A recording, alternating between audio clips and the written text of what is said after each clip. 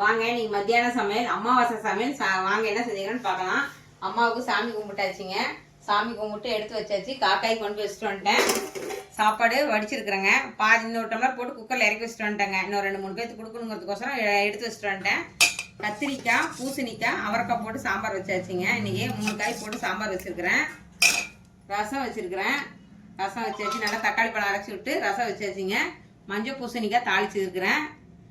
வாழைக்காய் பொரியல் தாளிச்சு வச்சுங்க. அப்பளம் பொரிச்சு வச்சுருக்குது. மசால் வடை சுட்டுருக்குறேங்க. மசால் வடை கொஞ்சமாக தான் சுட்டேன். ஏன்னா நான் சும்மா ஒரு 5-6 பேத்துக்கு ஆகட்டுங்கிறதுக்கோசரம் கொஞ்சமாக பருப்பு போட்டு சுட்டாச்சுங்க. நம்ம வீட்லேயே பஜ்ஜி சுட்டாச்சு.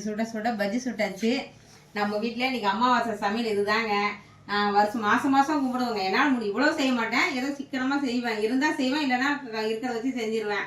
எப்படி அம்மாவுக்கு சமைச்சு எடுத்து வச்சு சாமி கும்பிட்டு தான் சாப்பிடுவேன். நீங்களும் இந்த மாதிரி எடுத்து வச்சுட்டு சாமி கும்பிடுங்க. நல்லாவே நடக்கும். நல்லதே நடக்கும். எனக்கெல்லாம் நடக்குது. அது மாதிரி நீங்களும் எடுத்து வச்சு சாமி கும்பிடுங்க. செத்தவங்களும் யாராக இருந்தாலும் சரி, எல்லாத்தையும் கையெடுத்து கும்பிட்டு நம்ம சாமி கும்பிட்டா நம்ம மனசார கும்பிட்டோம் நல்லாவே இருப்பாங்க. ஒன்றும் கெட்டு போக மாட்டோம். இது மாதிரி நீங்களும் செஞ்சு பாருங்க. உண்மையாலுமே எனக்கு நடக்குது. உங்க வீட்டில் என்ன இன்னைக்கு சமையல்னு கமெண்ட் பண்ணுங்க. எங்க வீட்டில் இருந்தாங்க. வாங்க சாப்பிடலாம். பாய்.